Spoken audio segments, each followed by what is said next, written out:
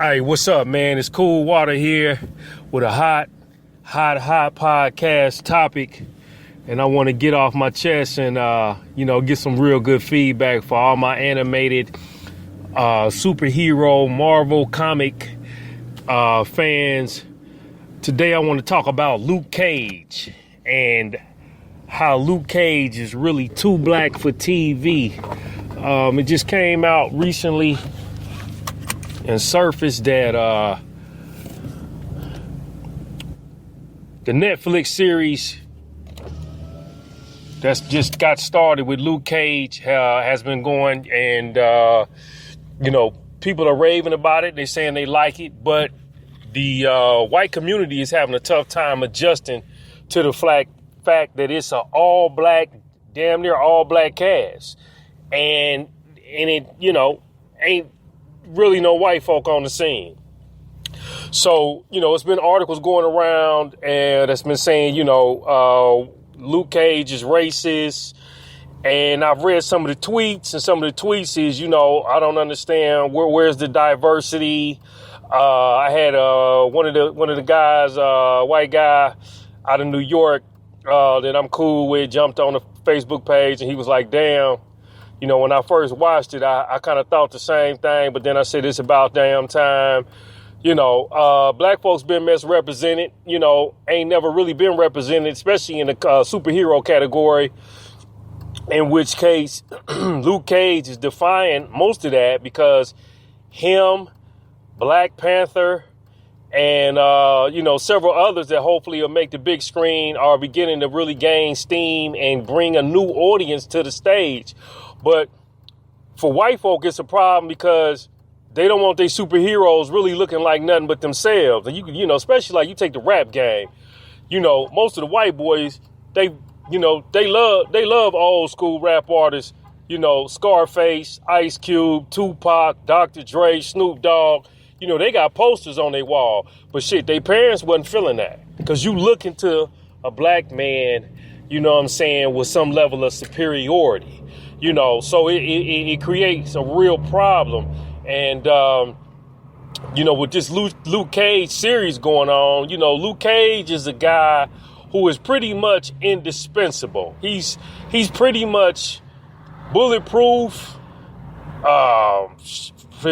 fireproof, whatever other kind of proof you can come up with. Luke Cage really just can't be killed.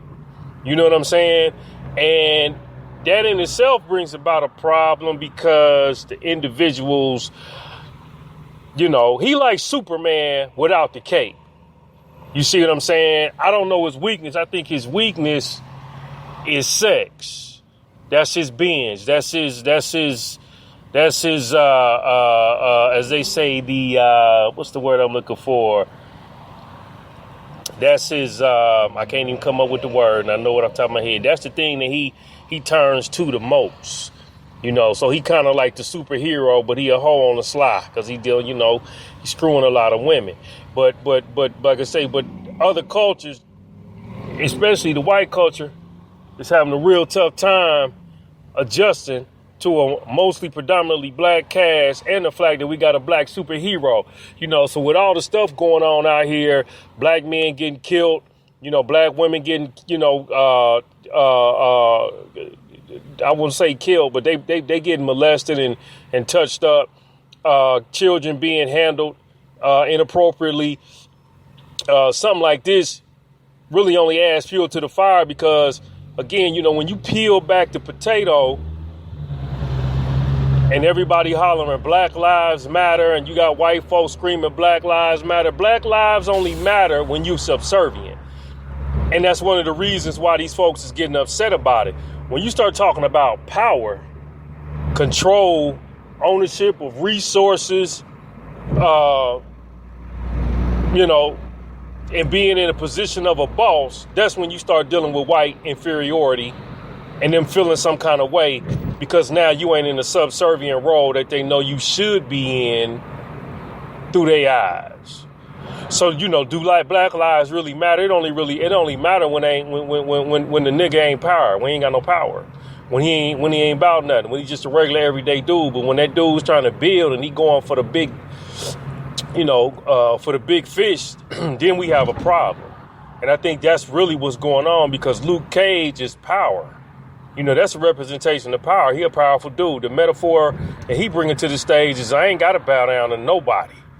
White, black, any other cultures, Asian, and can't nobody whoop on me. And I'm the black man, who running the show. And it's set in Harlem. Harlem is a predominantly black city in New York.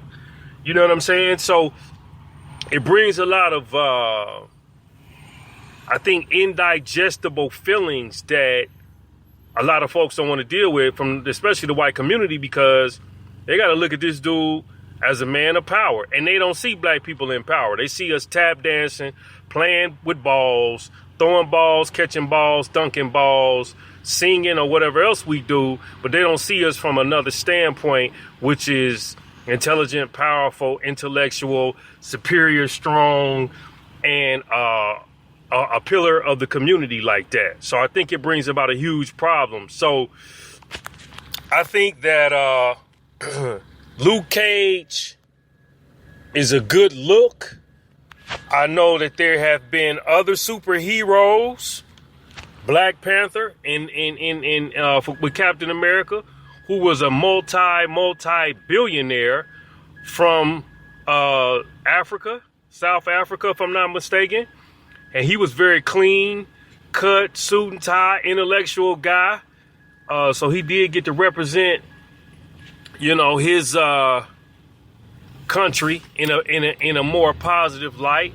So I think that the emergence of these black superheroes, one, is because Marvel is recognizing what they already probably knew but didn't want to do it. There's a revenue stream with black superheroes.